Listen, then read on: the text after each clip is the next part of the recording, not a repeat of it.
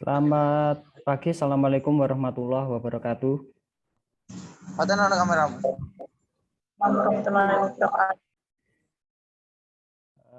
Pada kesempatan pagi ini kita akan membahas tentang ontologi, yang mana ontologi itu adalah hakikat apa yang dikaji dalam sebuah pendidikan.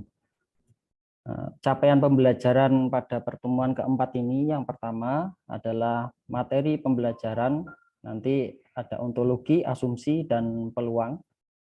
Kemampuan akhir yang diharapkan, nanti mahasiswa mampu memahami hakikat ontologi yang pertama, yang kedua mahasiswa mampu memahami konsep asumsi, berikutnya yang ketiga mahasiswa mampu memahami konsep peluang, dan bentuk-bentuk metode pembelajaran yaitu contextual learning. Ketiga pengalaman belajarnya adalah sistem daring online sinkronus, lalu indikator penilaian nanti memahami konsep dasar ontologi, asumsi, dan peluang.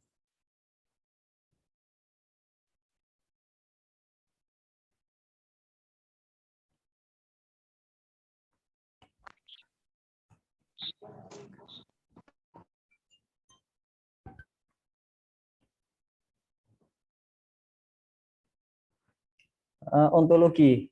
Ontologi yaitu merupakan cabang teori hakikat yang membicarakan hakikat sesuatu yang ada.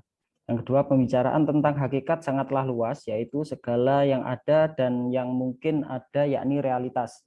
Ketika objek kajian dari ontologi ini adalah yang ada atau sesuatu yang nyata, yaitu ada individu, ada umum, ada terbatas, ada tidak terbatas, lalu ada universal, mutlak, termasuk kosmologi dan metafisika, dan ada sesudah kematian maupun sumber segala yang ada, yaitu Tuhan.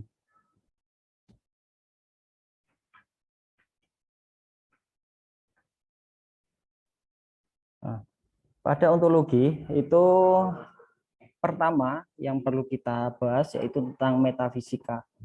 Jadi saya pernah mendengar bahwa metafisika itu berhubungan dengan sesuatu yang tidak nampak.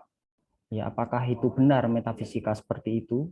Nah, kita kaji secara teori ya, bagaimana metafisika itu adalah cabang filsafat mengkaji tentang hakikat realitas atau nyata ya. Sebenarnya metafisika itu nyata. Nah, metafisika sebagai sebuah istilah secara etimologis berarti melampaui fisik. Jadi tidak menentu tentang aktivitas fisik kalau kita bicara tentang metafisika. Yang jelas bahwa isu-isu metafisika itu adalah sesuatu yang tidak nyata, itu dalam teori ini itu tidak betul, karena metafisika itu hakikatnya itu adalah realitas atau nyata yang kita alami di kehidupan sehari-hari.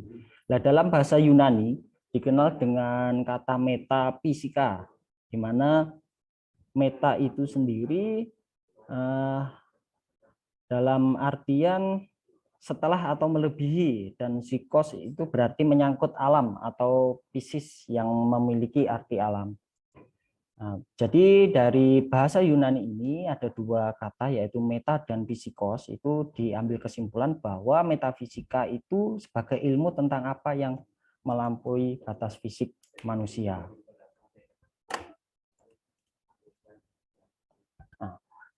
Nah, yang berikutnya di mana ada 4 dimensi kajian metafisika. Yang pertama itu adalah kosmologi. Nah, kosmologi ini berkaitan dengan asal-usul, ya, dari mana terjadinya sesuatu itu, lalu hakikat dan perkembangan alam semesta sebagai sistem yang teratur. Dalam konteks ini, pertanyaan-pertanyaan yang diajukan para filsuf, misalnya bagaimana alam semesta ini berawal mula-mula dan berkembang. Nah, itu adalah sebagai suatu pertanyaan yang sangat mendasar di dalam kajian dimensi metafisika poin kosmologi. Lalu pertanyaan kedua, apakah ada tujuan yang menjadi muara perjalanan alam semesta dan lain sebagainya. Nah, itu adalah kajian dimensi metafisika yang pertama, yang kosmologi. Lalu berikutnya ada teologi. Teologi di mana menelaah sekitar problema atau keyakinan akan Tuhan di tengah-tengah realitas dunia. Karenanya, pertanyaan-pertanyaan yang ingin dijawab oleh para filsuf dalam masalah ini, misalnya, apakah Tuhan itu ada sebenarnya? Nah, jika memang ada, apakah dia itu satu atau lebih? Jika Tuhan itu bersifat baik sekaligus kuasa, bagaimana kejahatan itu bisa muncul? Nah, ini sebenarnya pemikiran-pemikiran yang di luar kendali manusia itu sendiri. Bahwa di dalam ajaran agama kita meyakini bahwa Tuhan itu ada. Nah, tetapi masalah keyakinan ini ada permasalahan-permasalahannya. Muncul pertanyaan, kalau misalkan Tuhan itu ada, kenapa kok ada kejahatan itu bisa ada di dunia ini? Nah, itu nanti akan kita kaji secara lebih dalam lagi.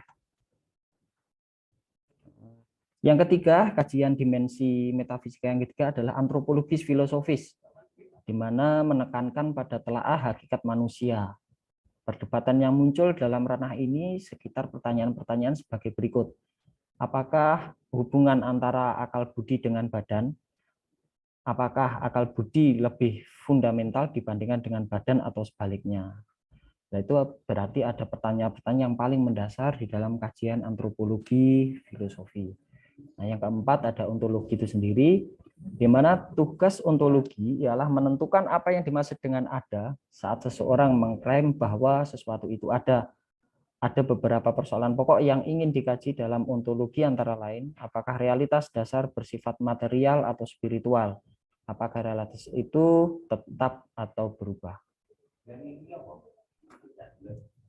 Oke, kita berbicara tentang dunia pendidikan, ya, karena kita juga kuliahnya di keguruan, bahwa akan ada hubungan antara metafisika dan pendidikan. Yang pertama, Josh Knecht menegaskan bahwa masyarakat manusia purba dan dewasa ini jika ditelaah secara seksama praktik sosial, ekonomi, dan keilmuan, mereka dipengaruhi oleh perspektif kosmologi, teologi, antropologi, dan ontologi yang mereka anut. Jadi dalam pernyataan dari Josh Knecht ini bahwa 4 kajian dimensi yang sudah saya jelaskan tadi dalam kehidupan masyarakat itu menemukan bahwa ada praktek sosial di dalam kehidupan masyarakat, ada praktek ekonomi dan pengetahuan atau keilmuan yang ada di dalam dunia masyarakat. Nah, yang kedua, konsep apapun dari pendidikan yang dipraktekkan manusia harus disandarkan pada fakta dan realitas agar terlepas dari beragam ilusi dan angan-angan kosong. Jadi maksudnya di sini adalah pendidikan itu didasari oleh sebuah ilmu pengetahuan, ya. Jadi ilmu pengetahuan itu memperkuat kedalaman Anda untuk memperoleh sebuah pengalaman-pengalaman yang akan didapatkan. Nah, jadi di dalam dunia pendidikan, konsep pendidikan secara metafisika, bahwa metafisika itu nyata, realitas, ya, itu tidak boleh pendidikan itu atau pengetahuan itu hanya angan-angan kosong. Jadi ilmu pengetahuan itu harus dicari kebenarannya, apakah ilmu itu benar, keberadaannya atau tidak. Nah, itu nanti akan dikaji secara mendalam lagi, ya, di dalam tentunya di dalam dunia pendidikan. Nah, yang ketiga, bahkan keyakinan metafisika sangat mempengaruhi secara langsung terhadap isu-isu pendidikan. Ya, misalnya isi terpenting dari kurikulum, yang kedua sistem pendidikan apa yang harus diupayakan bagi individu dan masyarakat, peran guru, realisasi pendidik dan anak didik dan lain sebagainya. Nah, jadi konsep utama dari metafisika itu adalah realita atau kenyataan, ya. Jadi kalau misalkan tadi saya bilang kalau kita isunya metafisika itu adalah sesuatu yang tidak diketahui atau lebih bersifat gaib, itu di dalam teori filsafat itu kurang tepat. Karena metafisika itu pada dasarnya konsepnya itu adalah sesuatu yang nyata. Nah, isu-isu pendidikan saat ini, ya, itu yang pertama dari kurikulum itu sendiri. Jadi kita perjalanan pendidikan sejauh ini sering terjadi perubahan dari sistem kurikulum, ya, mulai dari KPK, lalu KTSP, lalu sekarang kurikulum 13, dan yang paling baru ini adalah MBKM. Nah, mungkin dari sini ada yang ditanyakan dari rekan-rekan mahasiswa terkait tentang materi metafisika. Ada yang ditanyakan?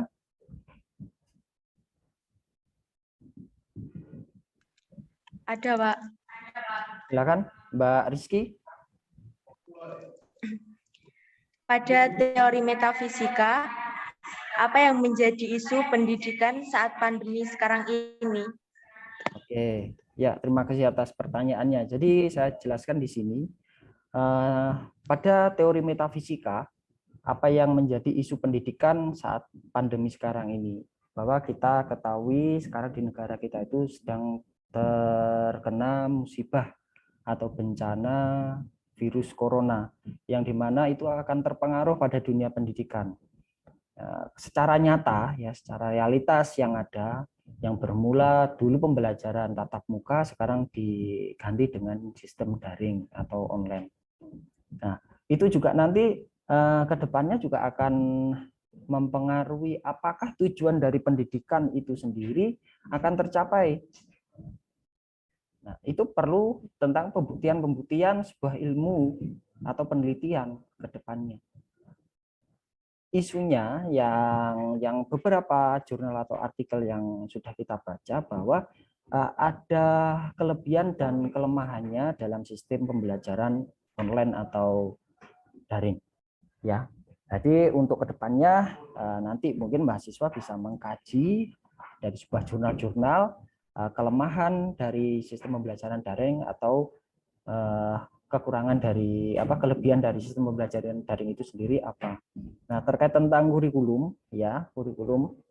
Jadi saat ini yang dipakai itu adalah kurikulum 13 yang ada di sekolah-sekolah. Ada lagi sekarang yang muncul terbaru adalah MBKM, Merdeka Belajar itu ya. Gitu ya Mbak Rizky. Mungkin dari jawabannya saya bisa dimengerti. Bisa, Pak. Kalau bisa sekarang saya lanjutkan ke poin asumsi ya. Yang pertama, asumsi determinisme probabilistik dan pilihan bebas merupakan permasalahan filsafati yang rumit namun menarik. Tanpa mengenal ketiga aspek ini akan sulit bagi kita untuk mengenal hakikat keilmuan yang baik. Yang kedua, paham determinisme dikembangkan oleh William Hamilton ini pada tahun 1788 sampai 1856 dan Thomas Hobbes tahun 1588 sampai 1679 yang menyimpulkan bahwa pengetahuan adalah bersifat empiris yang dicerminkan oleh zat dan gerak yang bersifat universal atau luas. Aliran ini merupakan lawan dari aliran fatalisme yang menyatakan bahwa segala kejadian ditentukan oleh nasib yang ditetapkan terlebih dahulu. Nah, itu yang dimaksud dengan paham determinisme. Jadi segala kejadian kita mengangan-angan bahwa kejadian yang akan terjadi esok itu adalah sebuah nasib. Nah, ini kan tidak teruji kebenarannya apakah ini benar atau salah. Lah itu yang menjadi aliran fatalisme itu seperti itu. Jadi istilahnya anak muda zaman sekarang itu adalah baper ya, sering baper perasaan. Di mana itu adalah termasuk dari aliran fatalisme. Ya. Yang ketiga, determinisme menurut Kamus Besar Bahasa Indonesia itu sendiri adalah paham yang menganggap setiap kejadian atau tindakan baik yang menyangkut jasmani maupun rohani merupakan konsekuensi kejadian sebelumnya dan ada di luar kemauan. Jadi determinisme itu adalah suatu kejadian yang tidak disengaja.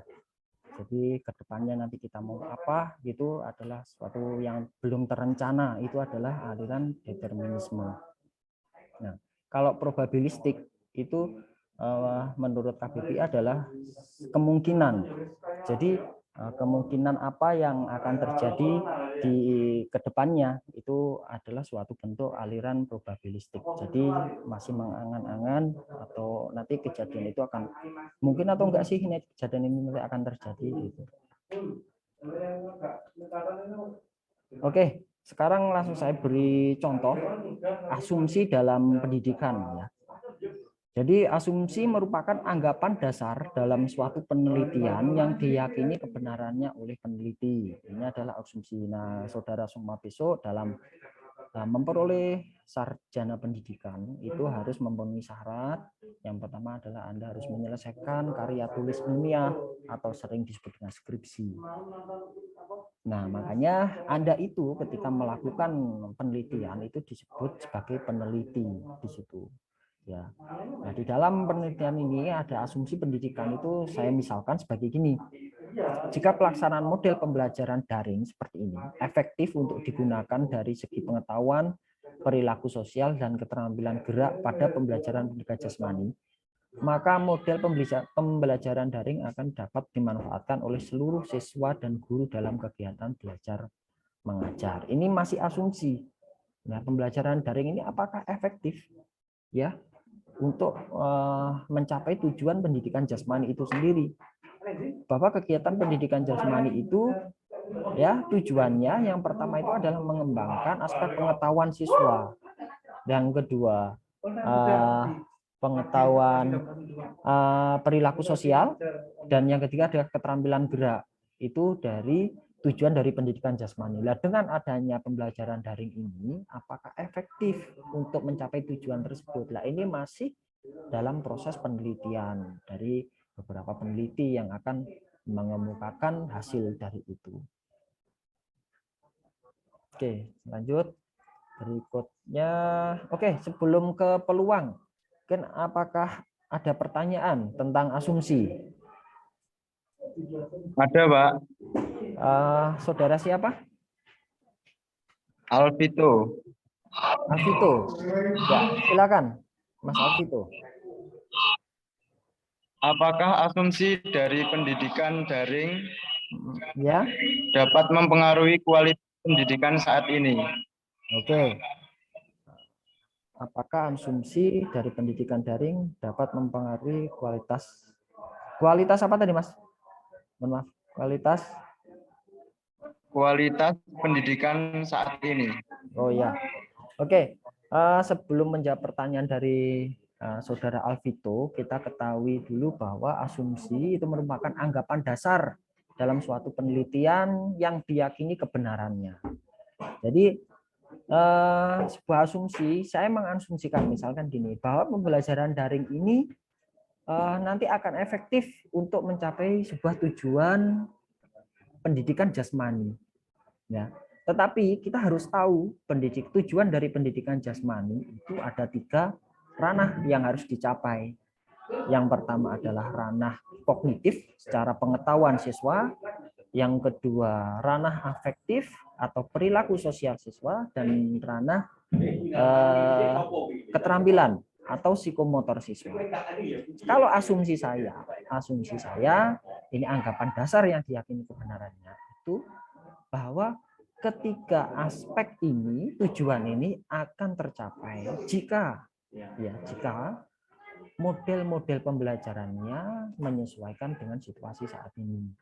Jadi model pembelajarannya harus mendapatkan 3 tujuan itu. Kalau misalkan seperti tatap maya seperti ini, bagaimana caranya biar keterampilan gerak itu juga bisa terpenuhi? Nah, itu perlu penelitian-penelitian yang lebih lanjut ke depannya. Supaya apa? Supaya asumsi saya ini dinyatakan benar. Ya, bahwa anggapan dasarnya itu dinyatakan benar setelah melalui proses penelitian. Itu maksudnya di situ. Gitu ya, Mas Alvito. Mungkin sudah jelas? Apakah sudah jelas, Mas Alvito? Sudah, Pak.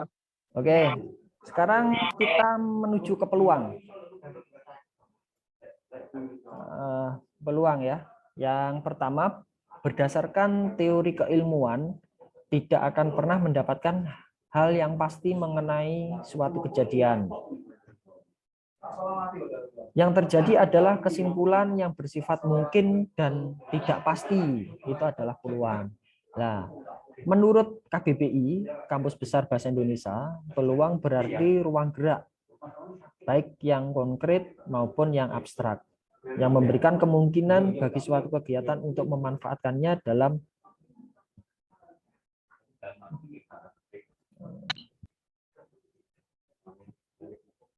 mohon maaf.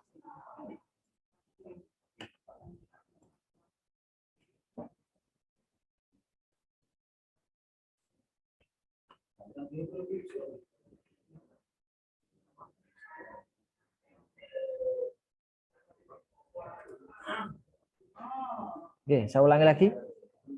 Peluang yaitu menurut KBBI itu berarti ruang gerak baik yang konkret maupun yang abstrak, yang nyata maupun yang masih ragu-ragu, yang memberikan kemungkinan bagi suatu kegiatan untuk memanfaatkannya dalam usaha mencapai tujuan atau kesempatan. Nah, yang ketiga, peluang merupakan perbandingan antara banyaknya kejadian yang muncul dengan banyaknya seluruh kejadian yang mungkin akan muncul.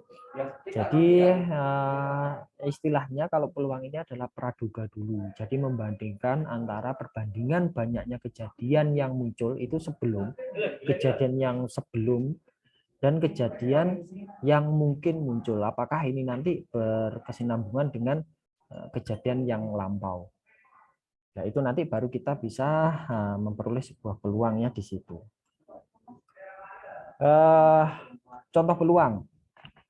Ya, yang pertama, seseorang yang mengenal hakikat ilmu dengan baik mempercayai pernyataan bahwa 80% orang yang sakit akan sembuh jika meminum obat tertentu. Ini sebagai salah satu contoh. Hal ini menyadarkan kita bahwa suatu ilmu menawarkan kepada kita suatu jawaban yang berupa peluang yang di dalamnya terdapat nilai benar dan juga mengandung kemungkinan yang bernilai salah. Sehingga akan menuntun kita kepada seberapa besar kepercayaan kita akan tumpukan kepada jawaban yang diberikan ilmu tersebut. Nah, itu maksudnya di sini bahwa kalau seseorang itu merasa sakit dengan meminum obat tertentu yang sebelumnya sakitnya sama dan meminum obat itu bisa sembuh.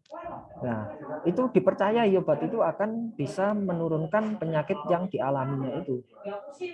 Sehingga orang tersebut bisa sembuh dalam meminum obat tersebut. Nah, gitu.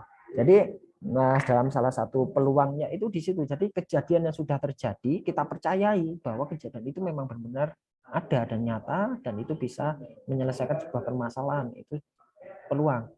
Nah, peluang di sini menyadarkan kita suatu ilmu ya kepada kita untuk memperoleh sebuah jawaban.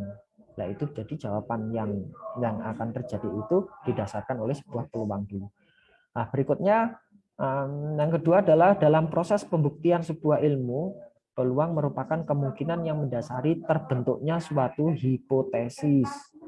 Nah, ini nanti hipotesis ini yang akan Anda pelajari saat Anda melakukan penelitian. Nah, hipotesis itu apa sebenarnya? Hipotesis itu adalah jawaban-jawaban sementara yang sifatnya hanya sementara dan nanti akan diuji kebenarannya. Apakah hipotesis ini benar atau salah? Dugaan saya ini, praduga ini benar atau salah? Itu perlu pembuktian. Ya. Yang ketiga, hipotesis ilmiah mengutarakan peluang-peluang yang mungkin terjadi jawaban sementara dari permasalahan yang dihadapi. Yang keempat, kebenaran dari sebuah hipotesis harus dibuktikan dengan adanya fenomena atau kejadian yang nyata. Oke. Itu yang bisa saya sampaikan. Mungkin lanjut slide berikutnya. Nah, sekarang poin-poin yang berikutnya adalah batas penjelajahan ilmu. Nah, di mana dalam hal penjelajahan ilmu muncul beberapa pertanyaan antara lain. Yang pertama, apakah nilai kebenaran dari ilmu itu bersifat mutlak? Yang kedua, apakah seluruh permasalahan manusia di dunia dapat dijawab dengan tuntas oleh pengetahuan yang disebut ilmu pengetahuan? Jadi ada batas-batasnya dalam menjelajah ilmu. Ya, jadi ada batas nggak ngawur. Jadi kalau kita mau mencari ilmu itu juga tentunya tidak akan ngawur. Itu ada batasannya. Batasannya di sini saya simpulkan dari dua pertanyaan ini. Apakah nilai kebenaran dari ilmu itu bersifat nyata? Kalau Anda mendapatkan sebuah informasi, apakah informasi itu benar-benar terbukti kebenarannya? Nah, itu baru nanti terjadi proses Anda bisa mendapatkan sebuah ilmu. Kalau Anda memperoleh sebuah informasi yang sifatnya hoax atau apa, atau tidak benar ya, informasi tidak benar, itu bisa dikatakan itu bahwa ilmu itu tidak benar juga. Gitu. Berikutnya, oke, jawaban dari para ahli menurut penjelajahan ilmu tadi, ya, dari yang pertama menurut Profesor Insinyur Pojowi Yatna mengemukakan bahwa pengetahuan merupakan hasil dari sebuah putusan, sedangkan ilmu merupakan suatu yang membedakan dari pengetahuan biasa. Sebagai contoh seperti ini, saya contohkan. Rasa ingin tahu manusia itu sendiri tidak puas dengan hanya sifat air. Lebih lanjut, manusia akan mempertanyakan tentang bagaimanakah air, unsur seperti apakah air, berapa suhu yang mendidihkannya, untuk apa kegunaannya. Nah, ilmu itu sifatnya sangat mendasar sekali, menyeluruh. Nah, jadi ketika ada suatu permasalahan ya yang muncul di dalam rekan-rekan semuanya, itu pasti ada pertanyaan-pertanyaan, tidak cukup dengan apa saja pertanyaannya. Jadi kenapa, bagaimana, kapan. Nah, itu adalah pertanyaan-pertanyaan yang menjadi rumusan dalam untuk mencapai suatu kebenaran sebuah ilmu. Nah, yang kedua, menurut Jean-Paul Sartre, ilmu pengetahuan bukanlah suatu hal yang sudah selesai terfikirkan, sesuatu hal yang tidak pernah mutlak, sebab akan selalu disisihkan oleh hasil-hasil penelitian dan percobaan-percobaan baru yang dilakukan oleh metode baru atau karena adanya perlengkapan yang lebih sempurna. Jadi ilmu itu ke depannya pasti akan berkembang seiring perkembangan zaman. Sekarang ilmu pengetahuan dan teknologi ke depannya juga akan, tidak tahu ke depannya nanti kita akan seperti apa ilmu itu, keterbaruan ilmu. Makanya Anda nanti ketika prasyarat untuk memperoleh gelar sarjana itu diwajibkan untuk melakukan sebuah penelitian. Nah, penelitian Anda nanti akan diuji di lapangan. Apakah hipotesis atau dugaan sementara dari pemikiran Anda itu benar atau salah nantinya? Itu nanti akan diuji di lapangan. Kalau misalkan benar, oke lah, ilmu itu bisa dikatakan benar. Tetapi jika hasil data atau penelitian Anda itu dikatakan salah, apakah ilmu Anda itu yang diberikan nanti di masyarakat luas itu akan berguna atau tidak? Nah, itu jawaban dari para ahli menurut keterbaruan sebuah ilmu. Nah, yang ketiga, penemuan baru ini akan disisihkan oleh ahli lainnya. Kadang kembali mundur, tetapi lebih seringnya maju. Begitulah selalu akan terjadi. Jadi keterbaruan ilmu, Anda meneliti, Anda bisa menggeser tentang hasil yang sebelumnya, bahwa metode atau pengajaran yang saya berikan misalnya ya, itu lebih baik daripada metode yang lama. Nah, itu nanti Anda bisa dikatakan sebagai seorang ahli, bisa menggeser paradigma yang penelitian yang dilakukan oleh peneliti yang dulu itu. Oke, lebih lanjut. Oke, saya kira untuk pertemuan pada materi ontologi, hakikat apa yang dikaji tadi sudah membahas bahwa ada asumsi, peluang, terus batas-batas penjelajahan ilmu ini sudah selesai.